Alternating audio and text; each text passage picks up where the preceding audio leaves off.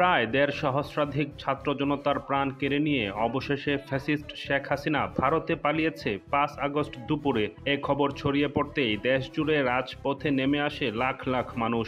আগের কয়েকদিন শেখ হাসিনার লেলিয়ে দেওয়া পুলিশসহ আইনশৃঙ্খলা বাহিনী ও তার দল আওয়ামী লীগের ক্যাডাররা আগ্নেয়াস্ত্র হাতে যে হত্যা নির্যাতন চালিয়েছে তার বিরুদ্ধে ক্ষোভে বিস্ফোরণ ঘটে গেছে ততক্ষণে। স্বজন হারানো লোকজন সহ বিক্ষুব্ধ আওয়ামী লীগের কার্যালয় সহ তাদের দলের লোকজনের বিভিন্ন স্থাপনায় ভাঙচুর চালাতে থাকে।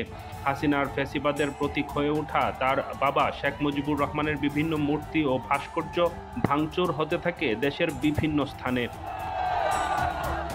ঠিক এই সময়টায় ভিন্ন চিত্র দেখল গাজীপুরের কাপাসিয়ার মানুষ। সেদিন আওয়ামী লীগেরই আরেক প্রয়াত নেতা দেশের প্রথম প্রধানমন্ত্রী তাজউদ্দিন আহমেদের ভাস্কর্য পেয়েছে শ্রদ্ধা। ছাত্র জনতা গলায় দিয়েছে ফুলের মালা।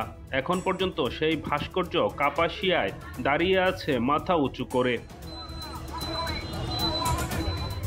আন্দোলনকারী শিক্ষার্থীরা বলছেন, ২৪ জুলাইয়ে বৈষম্য বিরোধী ছাত্র জনতা কোনো দেশপ্রেমিককে নয়, উৎখাত করেছে স্বৈরাচারী শাসককে, ফিরিয়ে দিয়েছে স্বাধীনতা। বৈষম্য বিরোধী ছাত্র আন্দোলনকারীদের সাহসিকতায় মানুষ নতুন করে মুক্ত হয়েছে, ফিরে এসেছে গণতন্ত্র।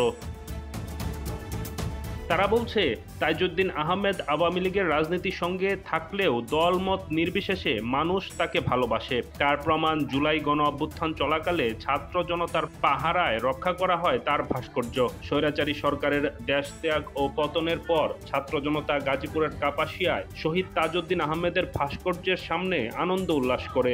ভাস্কর্যের গলায় পরিয়ে দেয় ফুলের মালা।